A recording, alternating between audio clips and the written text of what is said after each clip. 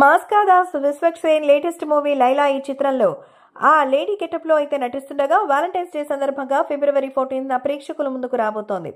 రామ్ నారాయణన్ దర్శకత్వంలో వస్తున్న ఈ సినిమాని సాహు గారపాటి ప్రొడ్యూస్ చేస్తున్నారు. అయితే ఆదివారం హైదరాబాద్ లో మెగా మాస్ ప్రీ రిలీజ్ పేరుతో లైలా సినిమాని ప్రీ రిలీజ్ ఈవెంట్ జరగగా ముఖ్య అతిథిగా మెగాస్టార్ చిరంజీవి వచ్చారు. దీంతో మూవీ టీంతో పాటు ఈ సినిమా ట్రైలర్ విడుదలైనప్పటి నుంచి వివాదాలు చుట్టుముట్టాయి. విశ్వక్ లేడీ గెటప్ ని నెగటివ్ గా ముఖ్యంగా లైవ్ లో చూపించారని పలువురు విమర్శలైతే వచ్చాయి. తాజాగా ఈ సినిమాని మరో పొలిటికల్ వివాదం కూడా చుట్టుముట్టింది. లైలా ప్రీ రిలీజ్ ఈవెంట్ లో ప్రముఖ నటుడు 30 years పృథ్వీ చేసిన కామెంట్స్ అయితే ఇప్పుడు వివాదానికి తెరలేపాయి. సినిమాలో తన పాత్ర గురించి చెప్పిన పృథ్వీ పరోక్షంగా ఓ రాజకీయ పార్టీపై సెటైర్ వేశారు. మేకల సత్యం అనే ఒక క్యారెక్టర్ సీన్ షూట్ చేసినప్పుడు యాదృచ్ఛికంగా ఒకటి జరిగింది. మొదట 150 మేకలు ఉన్నాయని చెప్పారు. చివరికి ఎన్నున్నాయని లెక్కేస్తే 11 ఉన్నాయి అని ఆయన అన్నారు. ఈ వ్యాఖ్యలు సోషల్ మీడియాలో వైరల్ అవుతోంది. ఇండైరెక్ట్ గా తమ పార్టీ గురించే కామెంట్ చేశారని వైసీపీ శ్రేణులు అభిమానులు పృథ్వీపై ఫైర్ అవుతున్నారు. బాయ్కాట్ లైలా అంటూ సోషల్ మీడియాలో ట్రోల్ చేస్తున్నారు.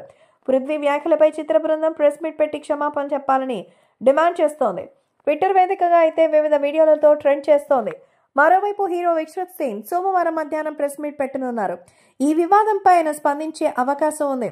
ఒకరి అతి వల్ల మీరు మాత్రమే కాదు, మొత్తం యూనిట్కే దెబ్బ పడుతుంది. ఎంతో మంది కష్టాన్ని వృధా చేయొద్దు.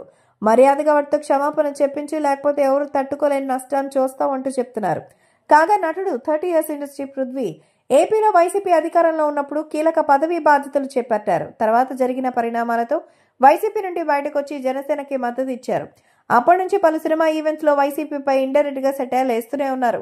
తాజాగా లైలా ప్రీ రిలీజ్ ఈవెంట్ కి సంబంధించి ఆయన చేసిన వ్యాఖ్యలు వివాదానికి తెరలేపింది. లైలా సినిమాని పొలిటికల్ వివాదం చుట్టుముట్టినట్టుగా కనిపిస్తోంది.